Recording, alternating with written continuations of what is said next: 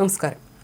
കണ്ണൂർ ജില്ലയെ നടുക്കിയ കണ്ണപുരം കീഴറയിൽ വാടക വീട്ടിലുണ്ടായ സ്ഫോടനത്തിൽ ചാലാട് സ്വദേശി മുഹമ്മദ് ഷസാം കൊല്ലപ്പെട്ടത് മുറിയിൽ ഉറങ്ങിക്കിടക്കുമ്പോഴാണെന്ന് പോലീസ് ഇൻക്വസ്റ്റ് റിപ്പോർട്ട്. സ്ഫോടക വസ്തുക്കൾ സൂക്ഷിച്ചിരുന്ന മുറിയുടെ തൊട്ടടുത്ത മുറിയിലാണ് ഇയാൾ ഉറങ്ങിക്കിടന്നിരുന്നത്.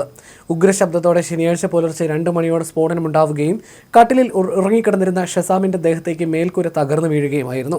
സ്ഫോടനത്തിൽ ഷസാമിന്റെ ശരീരത്തിലെ ചില ഭാഗങ്ങൾ ചിതറിയതായി സൂചനയുണ്ട്. ഇയാൾ മാത്രമേ സ്ഫോടന സമയത്ത് വീട്ടിലുണ്ടായിരുന്നുള്ളൂ എന്നാണ് പോലീസിന് ലഭിച്ച പ്രാഥമിക വിവരം.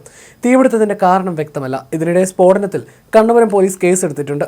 എക്സ്പ്ലോസീവ് സബ്സ്റ്റൻസ് ആക്ട് പ്രകാരമാണ് കേസെടുത്തത്. അനൂപ് മാലിക് എന്നയാൾക്കെതിരെയാണ് കേസ്. ഇയാളാണ് വീട് വാടകയ്ക്കെടുത്തത്. അനൂപിനെതിരെ മുമ്പും കേസുള്ളതായിട്ടാണ് പുറത്തുവരുന്ന വിവരം. 2016 നടന്ന പൊടിക്കുണ്ട് സ്ഫോടന കേസിലെ പ്രതിയാണ് ഇയാൾ. സംഭവത്തിന് ശേഷം ഒളിവിൽ പോയ പ്രതിക്കായി പോലീസ് അന്വേഷണം ഊർജിതമാക്കിയിട്ടുണ്ട്. ഷസാമിന്റെ മൃതദേഹം പോസ്റ്റ്മോർട്ടം നടപടികൾക്കായി പരിയാരത്തെ കണ്ണൂർ മെഡിക്കൽ കോളേജ് മോർച്ചറിയിലേക്ക് മാറ്റി. മുഖ്യപ്രതി അനൂപ് മാലിക്കിന്റെ അടുത്ത ബന്ധു കൂടിയാണ് ഇയാൾ. ഇന്ന് പുലർച്ചെ 2 മണിയോടെയാണ് സംഭവമുണ്ടായത്. കീഴറയിലെ റിട്ടയർഡ് അധ്യാപകന്റെ ഉടമസ്ഥതയിലുള്ള വാടക വീട്ടിലാണ് സ്ഫോടനം നടന്നത്. ഉത്സവാഘോഷങ്ങൾക്ക് ലൈസൻസ് ഇല്ലാതെ ഗുണ്ടും മറ്റ് സ്ഫോടക വസ്തുക്കളും നിർമ്മിച്ചു കൊടുക്കുന്നയാളാണ് അനൂപ് മരക്കാർ. കണ്ണൂർ ജില്ലയിലെ ഒട്ടുമിക്ക രാഷ്ട്രീയ നേതാക്കളുമായും ഇയാൾക്ക് അടുത്ത ബന്ധമുണ്ട്. നിരവധി സ്ഫോടന കേസിലെ പ്രതിയാണ് ഇയാളെന്നാണ് വിവരം.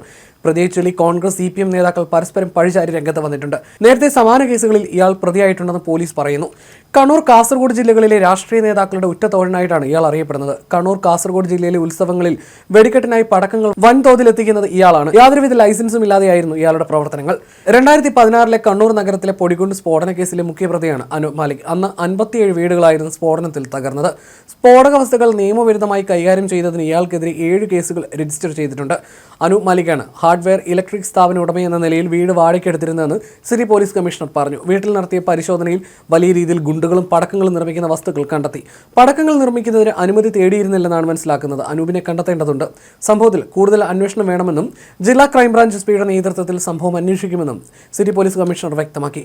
അനൂപ് മാലിക്കിന്റെ രാഷ്ട്രീയ ബന്ധങ്ങൾ പരിശോധിക്കണമെന്ന് CPM കണ്ണൂർ ജില്ലാ സെക്രട്ടറി KK രാഗേഷ് പറഞ്ഞു. അനൂപ് കോൺഗ്രസിന്റെ അടുത്തയാളാണെന്ന് KK രാഗേഷ് ആരോപിച്ചു. ഉത്സവകാലമല്ലാതിരുന്നിട്ടും ഇത്രയും മാരകമായ സ്ഫോടക വസ്തുക്കൾ എന്തിനാണ് നിർമ്മിക്കുന്നതെന്നും അത് ബന്ധപ്പെട്ടവർ പരിശോധിക്കണമെന്നും KK രാഗേഷ് പറഞ്ഞു.